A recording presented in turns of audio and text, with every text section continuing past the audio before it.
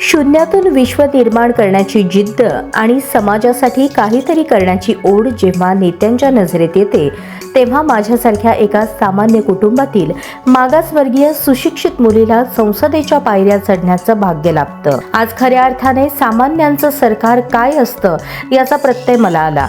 एका सामान्य कार्यकर्त्याला न्याय देऊन माझ्यावर जी मोठी जबाबदारी सोपवली आहे त्याबद्दल मी शिवसेना मुख्य नेते उपमुख्यमंत्री एकनाथजी शिंदे आणि खासदार डॉक्टर श्रीकांत शिंदे यांची अत्यंत ऋणी आहे। साहेबांनी मला फक्त उमेदवारी दिली नाही तर सामान्यांचा आवाज दिल्लीत पोहोचवण्याची ताकद दिली आहे। या संधीचं सोनं करून समाजाच्या कल्याणासाठी आणि शेवटच्या घटकापर्यंत न्याय पोहोचवण्यासाठी मी रक्ताचं पाणी करेन।